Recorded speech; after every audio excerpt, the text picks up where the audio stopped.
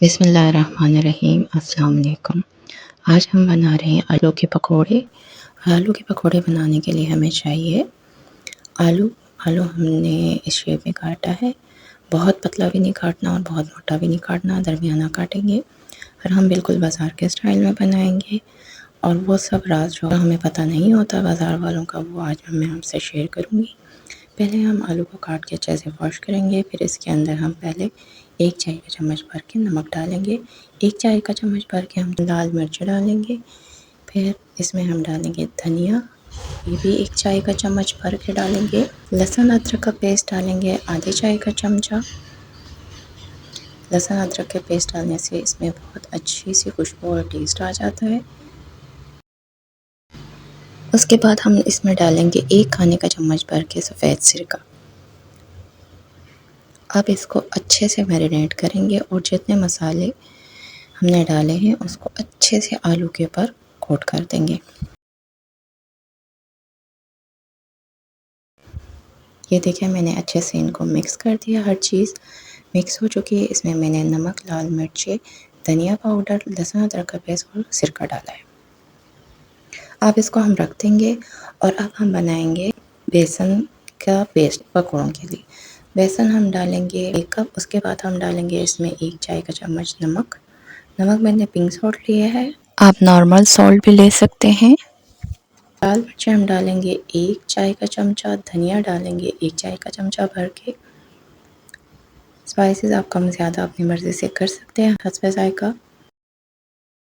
इसके बाद हम इसमें डालेंगे 1 चाय का चमचा भर के सफ़ेद ज़ीरा। और अब हम डालेंगे फूड कलर। फूड कलर में मैंने येलो कलर लिया है, जर्दी का जो रंग होता है। ऑप्शनल है, आप डालना चाहें डालें, इससे कलर बहुत अच्छा आता है। ये कसूरी मेथी 1 खाने का चम्मच डाला है। कलर डालने से पकौड़ों का बहुत प्यारा सा कलर आता है और बाज़ार वाले भी कलर डालते हैं तभी इतना अच्छा कलर पकौड़ों का होता है। ये मैंने धनिया डाला है 1 खाने का चम्मच भर के बारीक कटा हुआ। अब हम तमाम चीज़ों को मिक्स करेंगे अच्छे से। इसमें मैंने सोडा नहीं डाला। बाज़ लोग सोडा डालते हैं। सोडा डालने से पकौड़ों में ऑयल बहुत ज़्यादा जज़्ब होता है, फिर खाया नहीं जाता, तो मैं तो नहीं डालती। अब देखें बग़ैर सोडा डाले हम बहुत अच्छे पकौड़े बना देंगे इंशाल्लाह। तो ये देखिए हम डाल रहे हैं पानी थोड़ा-थोड़ा करके। पानी अच्छे से इसमें थोड़ा-थोड़ा करके डालेंगे ताकि हमारा जो बैटर है बहुत पतला ना हो जाए। तो ये देखिए थोड़ा-थोड़ा पानी डाल के इसे अच्छे से मिक्स किया सारा बेसन। तो ये मुझे थोड़ा-सा गाढ़ा लग रहा है, थोड़ा-सा और पानी मैं डाल देती हूँ। बस इतना काफ़ी है। अच्छे से मिक्स कर लें। सब मसाले, बेसन अच्छे से मिक्स हो जाए, अच्छा सा बैटर बन जाए, तो आपके पकोड़े भी अच्छे से बन जाएंगे। ये देखें इतना हमें चाहिए, ना इससे ज़्यादा पतला ना इससे ज़्यादा गाढ़ा। तो अब ये रेडी है। इसको हम रख देते हैं रेस्ट के लिए तकरीबन 10 से 15 मिनट के लिए। ये देखें 15-20 मिनट बाद ये रिज़ल्ट है। थोड़ी देर रखना ज़रूरी है, इससे बेसन फूल जाता है और अच्छे से बैटर तैयार हो जाता है। अब यहाँ पे अगर आपको थोड़ा गाढ़ा लग रहा है तो आप पानी ऐड कर सकते हैं। मेरा परफेक्ट है, मैंने नहीं डालना। तो ज़रूर आप बेसन घोलने के बाद 15 से 20 मिनट या आधा घंटा रेस्ट दें। ये देखिए आलू हमने मसाले लगा के रख दिए थे, आलू ने पानी छोड़ दिया है, कितना ज़्यादा पानी निकल गया है और मसाले अच्छे से अंदर जज़्ब हो गए, जिससे आलू टेस्टी बन जाते हैं। अब इसको आराम से इसमें डिप करेंगे हल्के हाथों से, ज़्यादा देर नहीं रखेंगे, बस थोड़ा सा डिप करेंगे, कोटिंग करेंगे ऊपर अच्छे से, ज़्यादा कोट भी नहीं करेंगे, हल्का सा झाड़ेंगे। ऑयल गरम किया हुआ मैंने चढ़ा दिया था ऑयल गरम करने के लिए।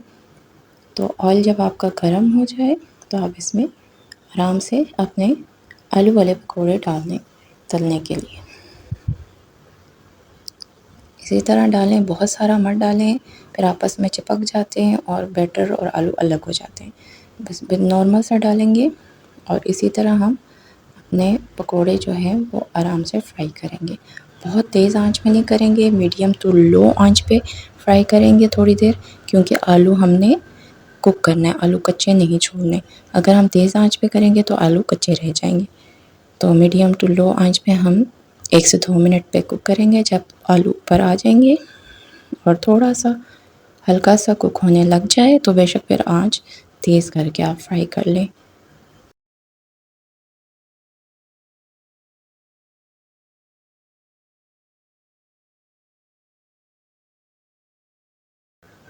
देखिए मैंने पकोड़े भी कम डाले हैं और ये आपस में बिल्कुल भी नहीं चिपके। इस तरह आपके पकोड़े अच्छे बन जाते हैं। बाज़ लोग बहुत ज़्यादा कढ़ाई में डाल देते हैं, फिर आलू और चिप्स आपस में चिपक जाते हैं, फिर बैटर अलग हो जाता है और आलू अलग हो जाते हैं, बेसन अलग हो जाता है। तो इसलिए कम डाला करें ताकि आपके पकोड़े परफेक्टली फ्राई हो जाएं। और इनकी साइड इसी तरह पलट पलट के हम जितना हमें कलर चाहिए उस कलर आने तक इसको फ्राई करेंगे।